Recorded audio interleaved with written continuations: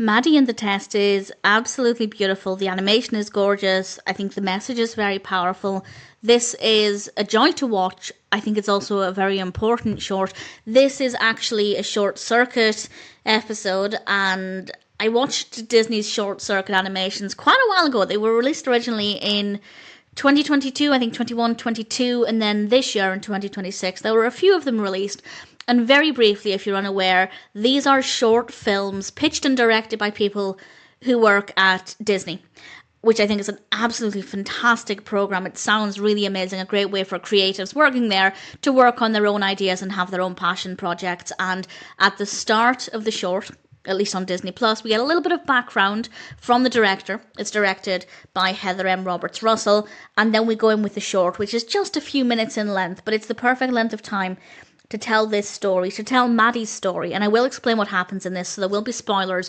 But if you don't want any spoiler detail, I can sum up very briefly, first of all, by saying it's a story about a young girl called Maddie, and she's dyslexic, and she's having to take this test. And it's all about the difficulty there and the emotion that dominates that moment. And again, I'll explain how it plays out in a moment, but it's very eye-opening, I think beautifully told, and the animation itself is absolutely stunning. So there will be spoilers from now, and it takes place in a classroom setting. It is beautifully animated. I actually watched this twice. I watched it, I guess, as intended the first time round, and then the second time round I watched it paying attention to everything other than Maddie, to look more in the background at the other characters. And while we are mostly just focusing on Maddie, there are times where we get to see other characters moving around, and there's a really nice attention to detail there. But of course, the focus is mostly on Maddie. We see a lot from her perspective, looking down at the test paper. We see the words jumbling up, and then there's this little character, this little purple kind of stick figure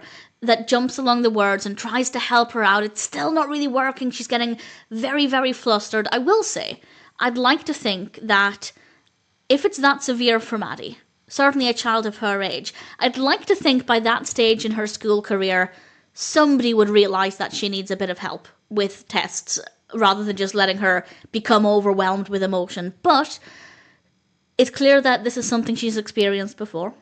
She is able to ground herself. She deep breathes. She is able to, after, I'd say maybe a minute of very intense anxiety, she's able to ground herself, and she reaches for this little plastic tool that allows her to just focus on a few words at a time.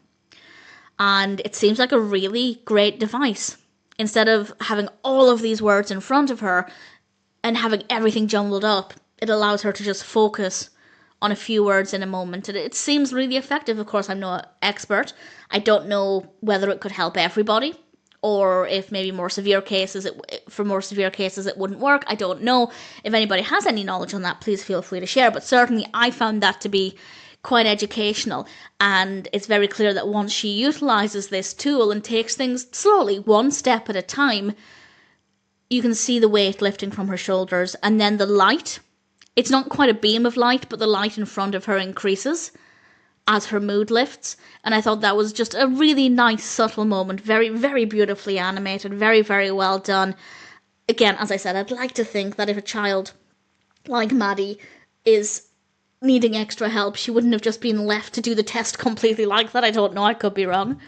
It is possible that she was given extra time for the test. We don't necessarily know that. But either way, I think there's a lot of opportunity for learning here, a lot of food for thought. It certainly made me think about things. And having that visual representation of the words kind of jumbled up and not staying in focus. Again, I'm not an expert. I don't have dyslexia, but I'm assuming that's potentially what it feels like, what it looks like. And I feel like it was a very, very powerful short, beautifully animated, and it tells a lot in a short space of time. If you're already a fan of the Short Circuit series, absolutely check this out. There are some really, really great short animations in the series. And in fact, it goes as far back as 2020. It was even earlier than I thought. This one, of course, was released in 2026. Beautifully, beautifully animated. Great story. A lot of emotion. A lot of heart. I think it's dealing with something really significant. And from my perspective, I found it to be very moving. I'd love to know what you think of it. And if you check it out or any of the others, let me know what you think. Short Circuit is a great series, and Maddie and the Test is pretty brilliant.